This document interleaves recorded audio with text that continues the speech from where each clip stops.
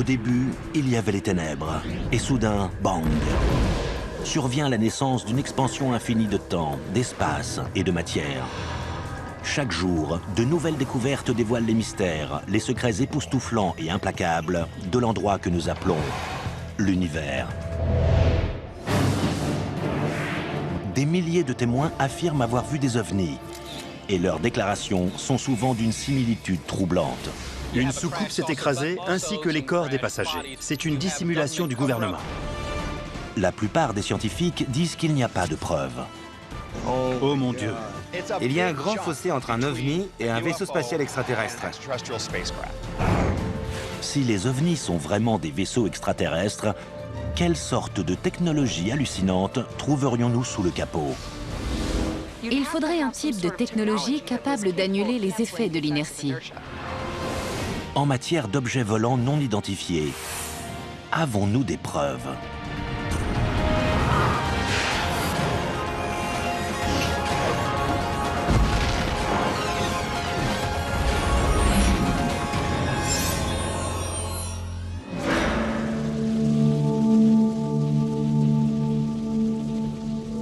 Pour des millions de partisans, tout commence le 24 juin 1947.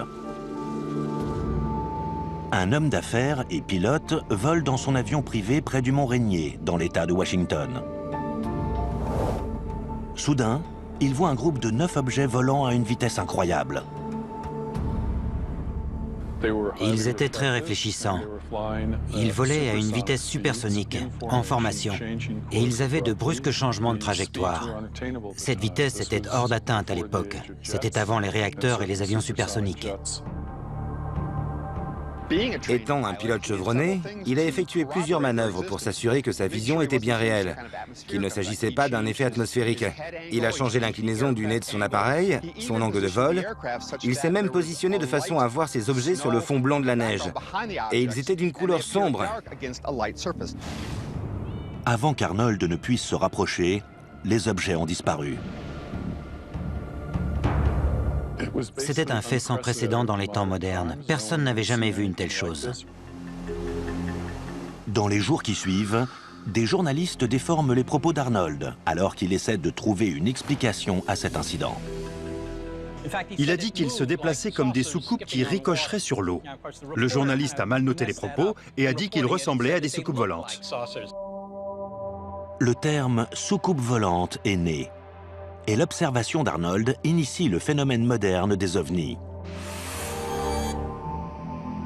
Des semaines plus tard, durant l'été 1947, probablement le plus célèbre incident parlant d'un objet volant non identifié est signalé près de Roswell, dans le Nouveau-Mexique. Roswell est devenu la tête d'affiche du phénomène des ovnis, car il y a tous les ingrédients nécessaires. Une soucoupe qui s'écrase et aussi les corps des passagers. Une dissimulation du gouvernement. Il y a eu de la désinformation de la part des autorités. Le rapport original de l'armée de l'air à l'époque disait qu'il s'agissait d'une soucoupe volante d'origine extraterrestre. Très rapidement ensuite, il a été démenti et la version officielle a dit qu'il s'agissait en fait d'un ballon-sonde qui s'était écrasé, qu'il n'y avait aucun occupant et qu'il n'y avait rien d'extraterrestre dans cet incident. D'autres témoins prétendent avoir vu de réels débris du vaisseau accidenté, des matériaux qui seraient inconnus de la science. L'observation d'Arnold et l'incident de Roswell ne sont jamais confirmés officiellement et restent tous deux très controversés. Chaque année, il y a en moyenne des milliers d'observations signalées, surtout dans le ciel, d'objets qui sont considérés de nature extraterrestre, de prétendus ovnis. Le NI est important, bien sûr. Il veut dire non identifié. Personnellement, j'ai vu une lumière brillante surgir à l'horizon et filer dans les nuages. Au sens strict du terme, c'était un ovni. Il y a un grand fossé entre un ovni et un vaisseau spatial extraterrestre. Des scientifiques affirment que la plupart des ovnis ont soit une origine terrestre, satellite, ballon et avion, soit une origine cosmique, météorite, comète, voire Vénus, une planète particulièrement brillante. Mais quand une observation d'OVNI n'a aucune explication plausible, pourrait-il s'agir d'un vaisseau extraterrestre? Et si oui, quel genre de technologie expliquerait les comportements décrits par les témoins? Comment serait conçu un tel vaisseau? Et quels problèmes devrait-il surmonter? Les comportements des ovnis décrits par certains rapports dépassent nos connaissances actuelles en physique. Vitesse vertigineuse, accélération extrême, brusque changement de direction, des choses impossibles à faire pour nous sans causer des blessures mortelles aux pilotes ou la destruction du vaisseau. Des témoignages d'accélération hyper rapide, de virage à la vitesse de l'éclair et d'arrêt brusque semblent violer des lois connues de la physique. Les extraterrestres auraient-ils trouvé un moyen de contourner ces lois? Nous devons considérer ici le principe d'inertie. Ce principe, tout d'abord énoncé par Isaac Newton, dit que tout objet immobile ou en mouvement rectiligne uniforme garde son état tant qu'il est soumis à des forces qui se compensent. Alors, pour générer ce genre de changement d'inertie impensable, il faudrait soumettre un objet à une force colossale. Suivant cette logique, un pilote de chasse avoisinant la vitesse de la lumière et essayant de virer à 90 degrés à cette même vitesse encaisserait une force équivalente à 300 G. Le maximum qu'un pilote humain vêtu d'une combinaison pressurisée peut encaisser sans s'évanouir est de 10 G environ. Si sa physiologie était vaguement semblable à celle des humains, un pilote extraterrestre encaissant 300 G périrait sur le champ. Ses organes internes continueraient d'avancer et s'écraseraient sur son squelette. S'ils étaient nos semblables, ils s'injecteraient sans doute un fluide à effet corporel interne afin de régler le problème des organes se déplaçant dans le corps. Et cela pour éviter, tout en étant bien sanglés et bien protégés, toute blessure interne durant les phases d'accélération et de décélération. Pour annuler réellement les effets de l'inertie sur le vaisseau, les pilotes devraient avoir recours à une technologie inaccessible à notre science moderne. Afin d'annuler les effets d'un virage à 300 G et de ne pas être broyé par la force intense, il faudrait disposer d'une sorte de technologie ou d'appareil capable d'annuler les effets de l'inertie. Cet appareil devrait manipuler la gravité, recourir à une sorte de champ de force pour compenser les forces gravitationnelles qui régissent l'univers tout entier. Cet appareil, on pourrait l'activer et le désactiver manuellement, ou il s'activerait et se désactiverait automatiquement. C'est une technologie très avancée qui n'est pas envisageable pour nous. Mais si la science ne peut pas encore expliquer comment ces vaisseaux surmonteraient le problème mortel de l'inertie, peut-elle nous aider à expliquer leur forme? Surtout la plus célèbre de toutes, la soucoupe volante. À la fin des années 1950, l'armée de l'air américaine teste l'Avrocar. Mais ce prototype a d'énormes problèmes de stabilité. Son aérodynamique offre peu d'avantages. Et il prouve qu'un vaisseau en forme de soucoupe ne peut pas atteindre de grandes vitesses dans l'atmosphère de la Terre. L'aile Delta est de très loin une bien meilleure candidate. Un fait bien connu des concepteurs d'avions de chasse modernes. En fait, les observations d'OVNI décrivant des vaisseaux de forme triangulaire ont augmenté au cours des dernières décennies. Une tendance qui reflète l'émergence des chasseurs à voilure variable et même des ailes volantes, comme le bombardier furtif B-2 Spirit. Les formes observées ont changé au fil des ans, les plus récentes étant le plus souvent triangulaires. Alors, les récits des gens ont réellement tendance à refléter les avions les plus avancés de l'époque. Au-delà du mouvement et de la forme, toute tentative d'explication de la science des ovnis doit prendre en compte le facteur bruit, ou plutôt l'absence de bruit. Les rapports sur les ovnis prétendent constamment qu'ils se déplacent sans faire le moindre bruit. Dans presque toutes ces observations, c'est une règle, il n'y a aucun bruit. Bruit que l'on devrait entendre pour tout engin volant à grande vitesse dans l'atmosphère de la Terre. Ce qu'il se passe, c'est qu'il y a ce qui s'appelle un bang supersonique. C'est une onde de choc spéciale qui se propage dans l'atmosphère et qui s'écoule derrière l'avion. Quand on est au sol, on entend cet énorme bang supersonique qui résulte de la différence de pression entre l'avant et l'arrière de l'appareil, tandis qu'il vole dans l'atmosphère. Un vaisseau alien pourrait-il, d'une façon ou d'une autre, annuler l'énorme onde de choc que génère une vitesse supersonique? La réponse réside peut-être dans la technologie en œuvre dans la dernière génération de casques audio à réducteur de bruit intégré. Il existe une technologie de réduction de bruit. On choisit un bruit nuisible que l'on souhaite ne pas entendre et on produit un signal artificiel inverse qui l'annule. Je ne connais aucune technologie capable de faire cela avec des ondes de choc. Annuler l'effet d'un bang supersonique qui déchire les tympans et secoue le corps demanderait sans doute une technologie très avancée. Et outre le bruit, que dire de l'invisibilité? Certains témoignages disent que les ovnis se volatilisent dans les airs tout simplement. Une technologie prometteuse en cours de développement pourrait expliquer un tel phénomène. Il y a une technologie qui pourrait modifier dans le futur la perception visuelle d'objets. C'est une technologie qui repose sur la déviation de la lumière grâce à des composites que l'on appelle des métamatériaux. Pour faire une analogie avec des films connus, pensez à la cape d'invisibilité des films de Harry Potter. Ces métamatériaux sont composés de substrats de polymère, d'or et de cuivre afin de forcer des lignes de champ magnétique à se courber autour d'un objet. La lumière est ainsi déviée autour de cet objet au lieu d'être réfléchie ou réfractée. Mais matériaux avancés, furtivité et maniabilité hors normes ne servent à rien si nos visiteurs sont incapables, en premier lieu, d'arriver sur Terre. Les chances que des aliens débarquent sur notre planète sont infimes. Mais au cas où, ça signifierait qu'ils ont résolu plein de problèmes, y compris en sciences des matériaux, pour lesquels nous n'avons pas de solution. Ils auraient une technologie bien plus avancée que la nôtre, peut-être même plus avancée que celle dont nous rêvons. Mais des scientifiques imaginent des technologies ingénieuses qui permettraient de surmonter le problème des distances apparemment infranchissables entre les étoiles.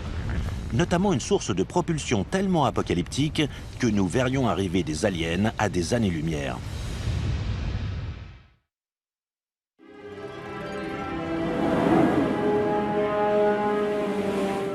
Depuis des décennies, d'innombrables observations d'ovnis sont signalées dans les villes et les pays du monde entier. Mais ces observations ne proviennent pas toutes de la surface de la planète.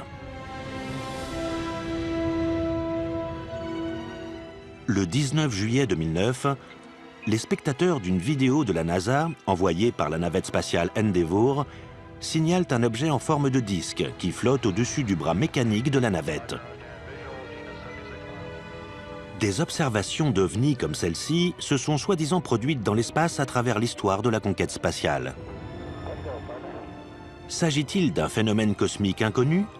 Ou cela suggère-t-il la possibilité que d'immenses vaisseaux spatiaux extraterrestres croisent dans la Voie lactée?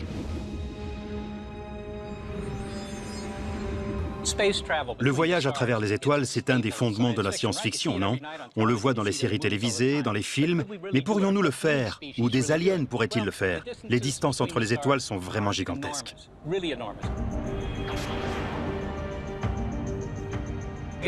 La physique n'interdit pas le voyage interstellaire. On ne peut pas l'écarter et dire que c'est absolument impossible. C'est juste que c'est très, très difficile. Parcourir la distance séparant la Terre et Alpha Centauri, notre étoile voisine la plus proche à près de 4,5 années-lumière, n'est pas à la portée de nos fusées les plus puissantes. Si des aliens d'un lointain système stellaire arrivaient sur Terre, nous pouvons exclure le fait qu'ils voyageraient dans des fusées chimiques. Malgré l'impressionnante colonne de feu et de fumée que l'on voit au décollage d'Apollo, ces fusées-là ne vous emmènent pas bien loin dans le système solaire. Pour vous donner une idée de ce que représente une telle distance, notre sonde spatiale la plus éloignée de la Terre est Voyager 1, lancée en 1977. Elle vole depuis 37 ans à plus de 61 000 km/h et vient tout juste de quitter le système solaire. Si sa destination était Alpha Centauri, il lui faudrait 56 000 ans pour atteindre le système stellaire le plus proche. Pour se lancer dans des missions interstellaires d'une durée s'accordant à l'échelle de la vie humaine, environ 50 ans, il nous faudrait multiplier notre vitesse de déplacement par au moins un facteur 1000. Des scientifiques ont calculé la vitesse étourdissante de la lumière, près de 300 000 km/s. Un vaisseau spatial parcourant la galaxie devrait atteindre un pourcentage significatif de cette vitesse, même pour rejoindre l'étoile la plus proche. Le plus gros obstacle est le poids. Une fusée à propulsion chimique s'accompagne d'un énorme excédent de poids, car elle doit embarquer tout le carburant nécessaire à son périple. Nous avons calculé que pour atteindre seulement 6% de la vitesse de la lumière avec une fusée chimique, il faudrait une masse de carburant plus élevée que la masse totale de l'univers. Nous savons donc qu'il est absolument impossible d'atteindre une autre étoile avec une fusée chimique. Si des extraterrestres nous rendent réellement visite, ils ont résolu ce problème au niveau de leur vaisseau. En 2011, NanoSail D2, satellite en orbite de la NASA, déploie pour la première fois une voile solaire dans l'espace. La voile ultra-fine de 10 mètres carrés utilise la lumière du soleil ou la pression des photons comme moyen de propulsion. Une des limites immuables de la propulsion d'une fusée, c'est qu'elle doit embarquer son carburant.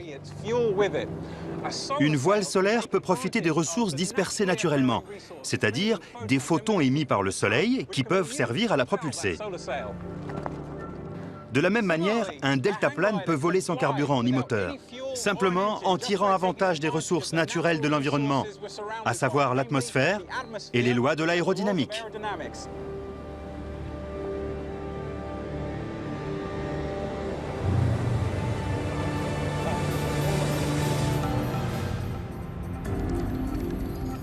Pour atteindre des vitesses suffisantes permettant de remorquer un vaisseau abritant des formes de vie, la voile devrait être immense, des centaines de kilomètres de diamètre. Et comme la pression des photons émis par une étoile décroît au fur et à mesure que la voile s'en éloigne, certains ont envisagé un rayon laser puissant pour fournir l'énergie à la voile.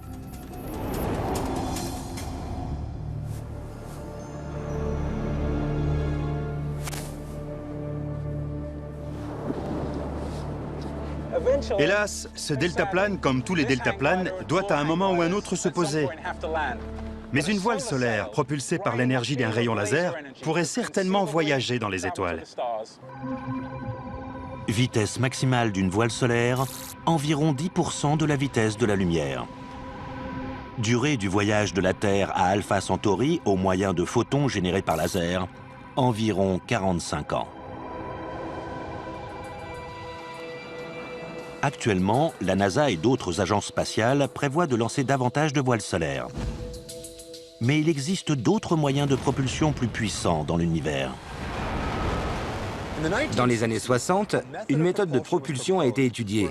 Un vaisseau larguerait des charges explosives par l'arrière, et le souffle des explosions le ferait avancer.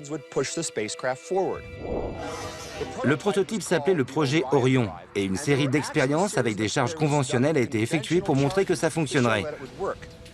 Le projet Orion, toutefois, était censé utiliser des charges nucléaires. Afin de simuler un système de propulsion du style Orion, Paul et Jim préparent une démonstration. Ils placent une petite charge explosive dans ce baril et nous allons l'envoyer à 15-20 mètres en l'air. Nous allons calculer l'énergie libérée par cette explosion et la comparer à celle d'une charge nucléaire qu'on trouverait sur un vaisseau Orion.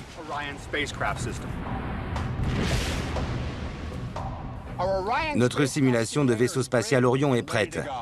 Nous allons faire sauter la charge explosive, envoyer le baril en l'air et comparer le résultat avec l'énergie libérée par l'explosion d'une charge nucléaire typique qui serait utilisée sur un vaisseau Orion.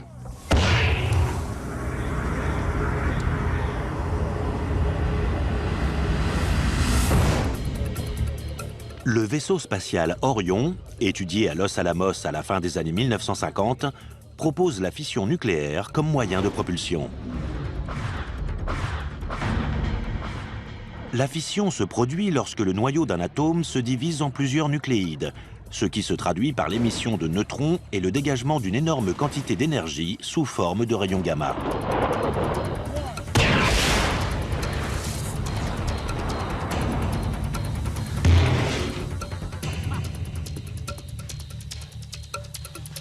La charge explosive, placée dans ce baril de 16 kg, l'a propulsé à près de 18 mètres en l'air.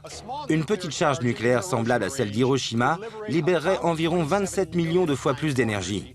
C'est clairement un moyen de propulsion pratique pour les voyages interplanétaires, voire interstellaires. À cause des énormes explosions que produirait une propulsion Orion, l'arrière du vaisseau spatial devrait être muni d'une épaisse plaque de métal qui absorberait la poussée des explosions et d'absorbeurs de choc pour éviter à l'équipage d'être secoué à chaque explosion. Vitesse maximale d'un vaisseau spatial propulsé par fission nucléaire, environ 5% de la vitesse de la lumière. Durée du voyage entre la Terre et Alpha Centauri, environ 90 ans. Malgré sa puissante source de propulsion, le vaisseau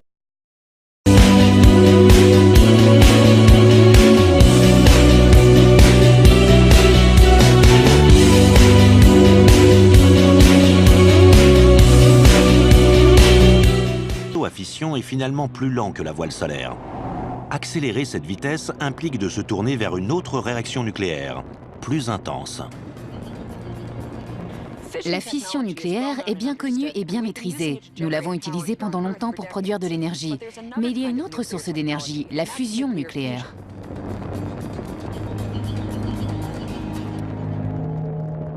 La fusion est la source d'énergie du Soleil. Dans le cœur du Soleil, les températures sont si élevées et les atomes se déplacent si vite qu'ils se percutent les uns les autres, créant de nouveaux éléments et libérant de l'énergie. Opposée de la fission, la fusion se produit lorsque deux noyaux fusionnent pour former un noyau unique, plus lourd. Il en résulte une énorme libération d'énergie. Un vaisseau spatial propulsé par fusion nucléaire est étudié dans les années 1970. C'est le projet Daedalus. Sa mission est d'atteindre l'étoile de Barnard, distante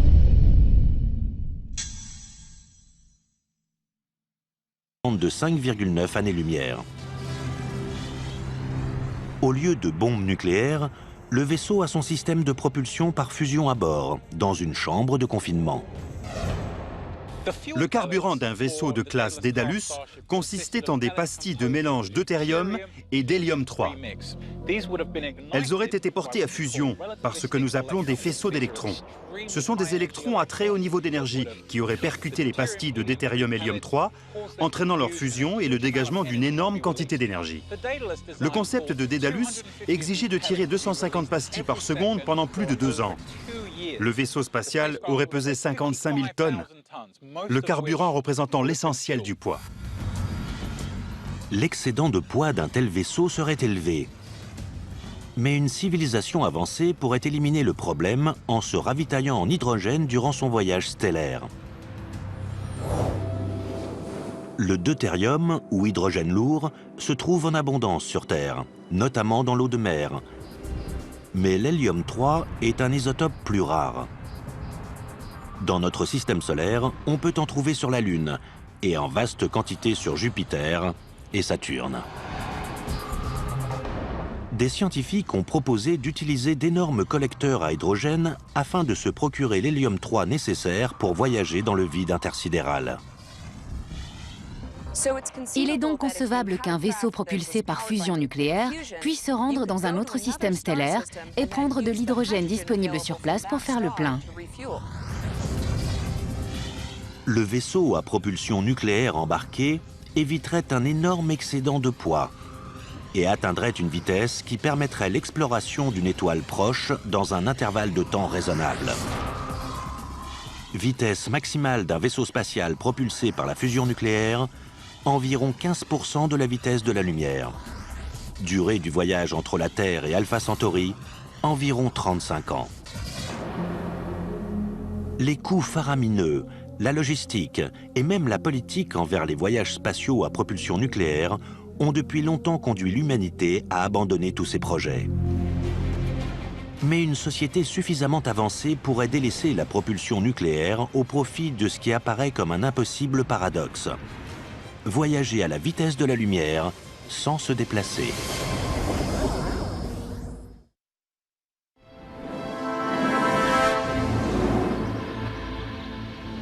Les ovnis peuvent-ils atteindre les vitesses vertigineuses requises pour les voyages interstellaires?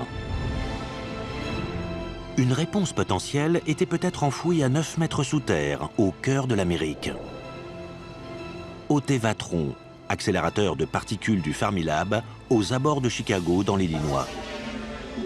Filant presque à la vitesse de la lumière, des protons et des antiprotons étaient envoyés dans des directions opposées.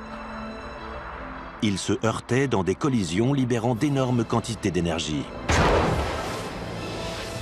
L'impact produisait un rayonnement gamma, la plus puissante source d'énergie connue dans l'univers et la clé potentielle du voyage interstellaire. Le meilleur moyen de fabriquer de l'antimatière sur Terre est probablement d'employer la plus célèbre équation d'Einstein, E égale mc2, qui nous indique qu'avec une certaine quantité de matière, nous pouvons obtenir de l'énergie. C'est une grande idée, car elle est d'une efficacité incroyable. En gros, on prend toute la masse de ces particules et on la convertit en énergie.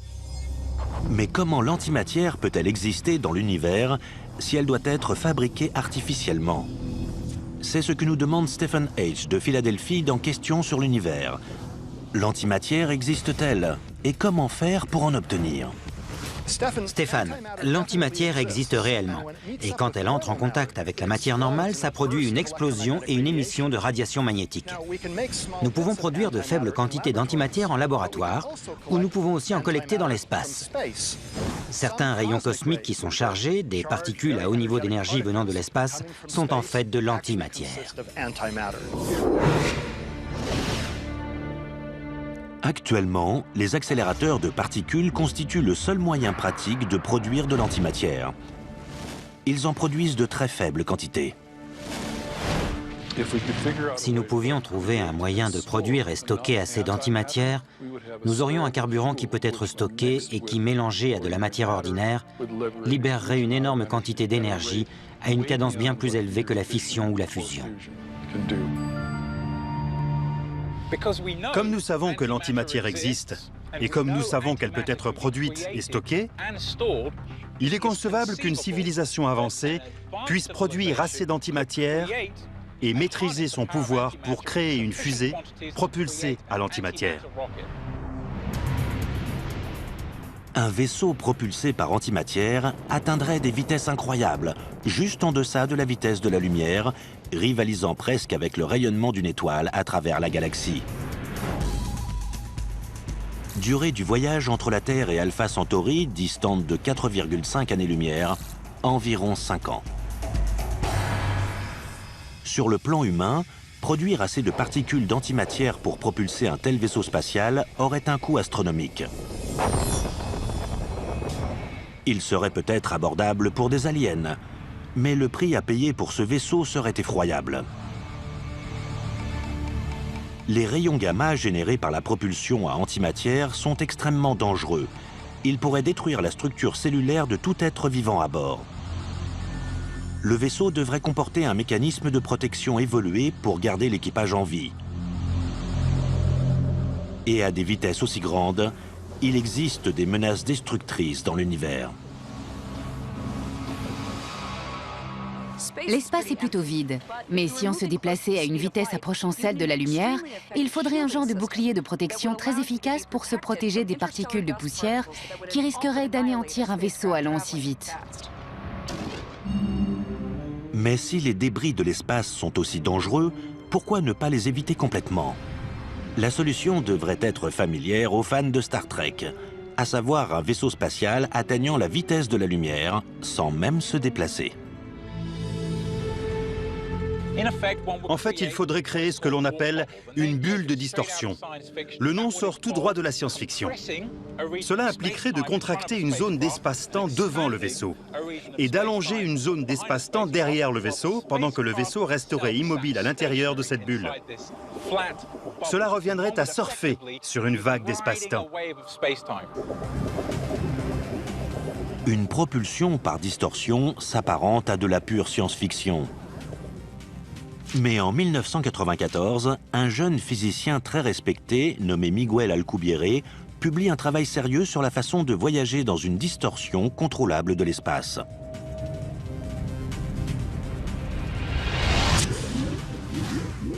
La solution du voyage dans une bulle de distorsion d'Alcubierre se heurte à de sérieux obstacles. Le plus gros s'appelle l'énergie sombre, un phénomène cosmique reconnu en 2011 lorsque 3 scientifiques remportent le prix Nobel pour avoir prouvé son existence. L'explication la plus simple proposée pour le phénomène de l'énergie sombre, c'est que l'univers a la propriété intrinsèque d'être en expansion. Nous pouvons le constater en regardant des parties de l'univers qui s'éloignent et voir que l'énergie sombre est responsable de l'accélération de cette expansion. Mais ce n'est pas une source d'énergie que l'on peut conserver, comme l'énergie solaire ou d'autres types d'énergie. Et donc, il n'est pas inconcevable. Il entre dans le domaine du possible qu'une civilisation avancée existant quelque part dans l'univers ait appris comment maîtriser l'énergie sombre pour créer une forme insolite de propulsion. Un autre obstacle empêche la propulsion par distorsion. Le seul moyen connu de faire avancer un vaisseau spatial dans une bulle de distorsion exigerait de contrôler l'énergie intense d'un trou noir. Pour vous dire simplement, il faudrait arriver à obtenir un peu de matière très concentrée, extrêmement concentrée, à un niveau qui créerait un trou noir.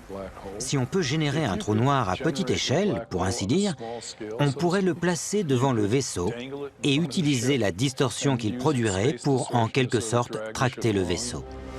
Et à quelle vitesse exactement la distorsion propulserait-elle un vaisseau extraterrestre? Le travail d'Alcubierre implique clairement qu'il serait possible, si on arrive à concevoir cette propulsion à distorsion, d'atteindre la vitesse de la lumière, voire plusieurs fois la vitesse de la lumière. Durée du voyage entre la Terre et Alpha Centauri à bord d'un vaisseau filant à la vitesse de la lumière dans une bulle de distorsion, environ 4 ans et demi ou moins, si l'équipage ne finit pas carbonisé avant. Un problème avec la propulsion d'Alcubierre, c'est que dans la bulle de distorsion, les températures seraient plus élevées qu'au cœur du Soleil. Ça fait chaud. Juste un dernier petit problème à régler pour avoir une chance d'arriver sur Terre. Qu'adviendrait-il si un tel vaisseau spatial alien pénétrait dans l'atmosphère terrestre, dans une bulle de distorsion et tracté par un trou noir? Ce ne serait sans doute pas la première observation d'ovnis de masse, mais probablement la dernière.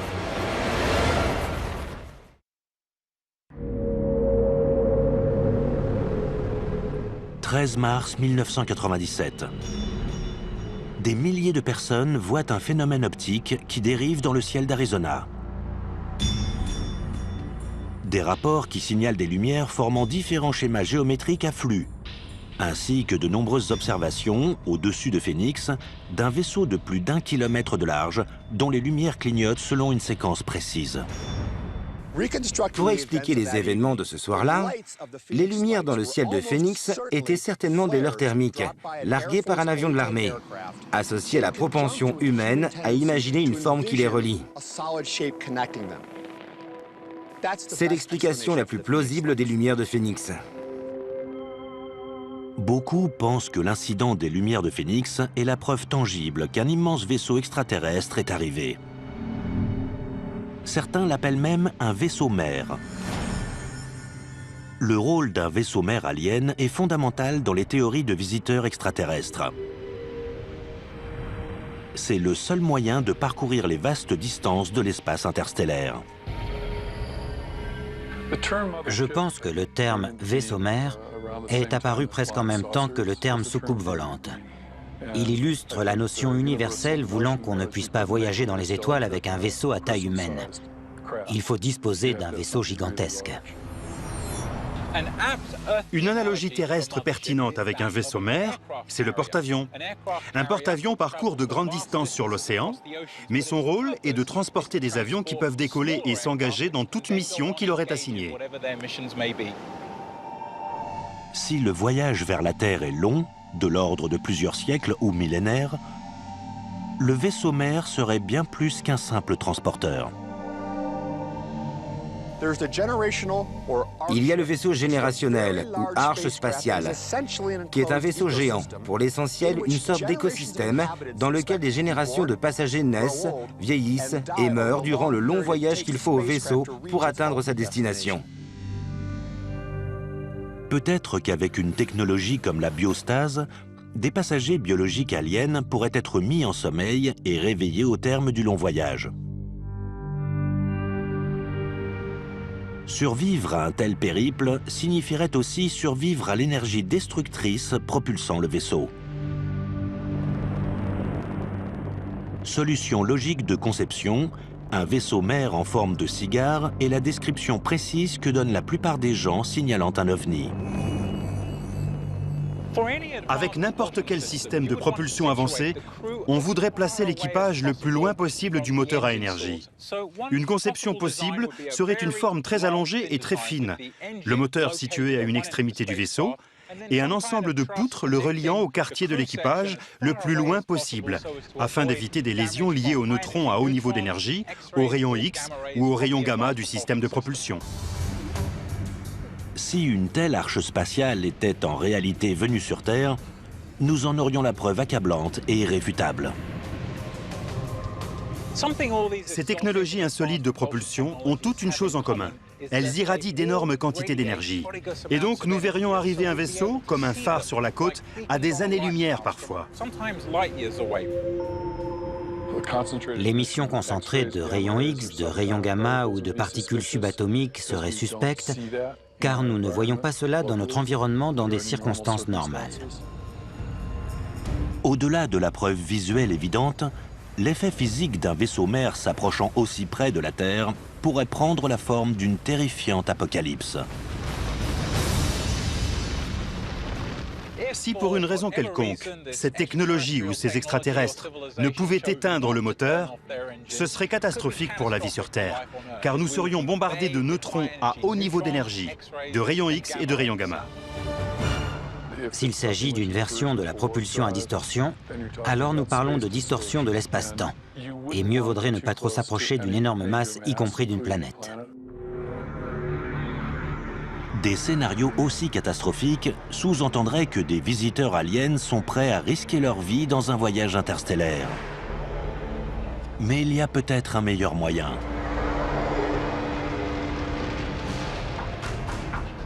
Ils pourraient rester chez eux et explorer l'espace à l'aide de machines pensantes.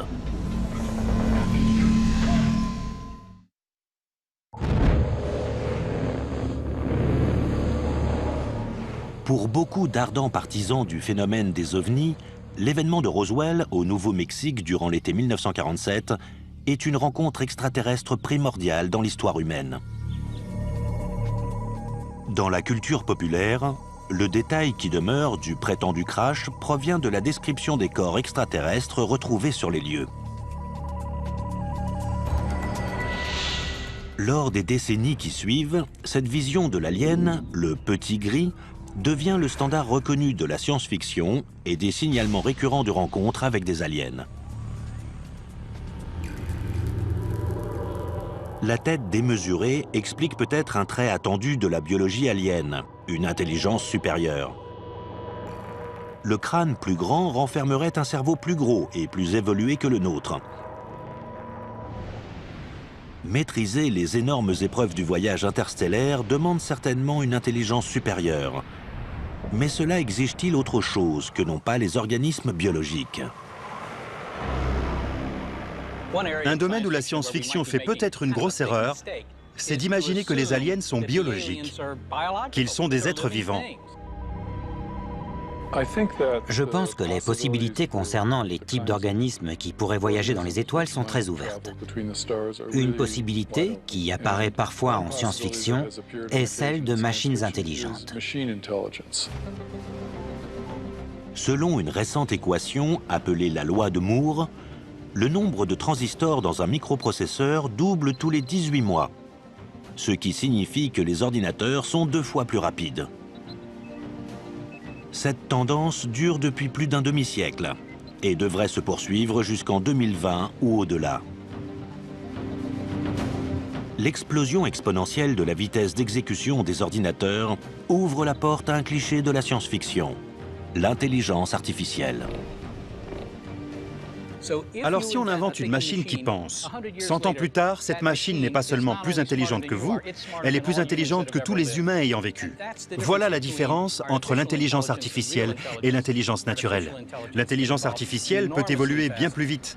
Mais je pense que la forme d'intelligence artificielle que nous trouvons à la fois menaçante et prometteuse est le type d'intelligence artificielle qui pourrait faire ce que font nos cerveaux, qui pourrait penser comme nous. Au centre d'intelligence artificielle de l'université de Stanford, un futur peuplé de machines réellement intelligentes se profile rapidement. Certains obstacles sont difficiles à surmonter au niveau de l'intelligence artificielle. Primo, nous ne savons pas vraiment comment amener les ordinateurs à apprendre aussi efficacement que les humains. Les ordinateurs actuels ne sont pas assez rapides pour simuler le processus d'apprentissage qui prend place dans le cerveau humain. Pour illustrer le premier stade de l'intelligence artificielle, des étudiants de Stanford ont conçu un robot combattant, robot qui essaie d'apprendre au fur et à mesure des combats. Maintenant, il essaie de se défendre par lui-même. Il réagit donc à vos mouvements. Selon la façon dont vous maniez votre épée, le robot va s'adapter à votre geste et à votre comportement. Quelle est l'importance de ce type de robot sur la voie de la véritable intelligence artificielle, Thorsten ? Nous prenons des méthodes d'intelligence artificielle, comme des méthodes d'apprentissage, pour les adapter à l'environnement du robot. Mais nous n'en sommes pas encore au stade où le robot pense vraiment. Les ordinateurs actuels sont bien moins intelligents que la plupart des humains.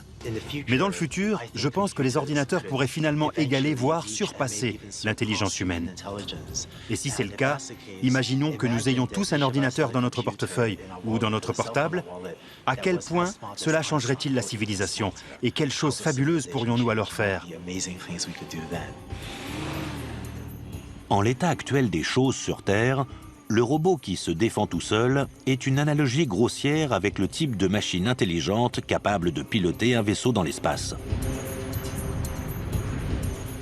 Les immenses obstacles du voyage spatial, notamment l'échelle de temps et les dangers cosmiques, donnent cependant à penser qu'une génération de machines intelligentes établira le premier contact. Honnêtement, si voyager à travers les étoiles arrive vraiment, il semble raisonnable de ne pas envoyer de créatures biologiques. Elles sont fragiles, elles ont une durée de vie limitée. Comme la NASA envoie des sondes spatiales explorer le système solaire avant d'envoyer des humains, notre premier contact avec des aliens arrivera peut-être par une sonde. Créatures biologiques ou super IA? Notre vision d'un extraterrestre ne restera que spéculation jusqu'à ce que le premier contact se produise. Mais combien de temps allons-nous attendre? Et malgré l'existence de preuves tangibles, quelle est la probabilité de l'existence d'une autre civilisation intelligente? Certains pensent qu'il y a de grandes chances que l'univers bourdonne de vie. La galaxie existe depuis très longtemps. Le système solaire est là depuis bien longtemps aussi, mais la galaxie depuis plus longtemps. Et ces étoiles sont pour la plupart plus vieilles que notre Soleil ou notre système solaire. Alors il est possible que si d'autres civilisations existent, elles existent depuis plus longtemps que nous. Si elles existent depuis 100 000 ans, disons, il est fort possible qu'elles aient appris à communiquer à travers l'espace, voire à voyager dans les étoiles.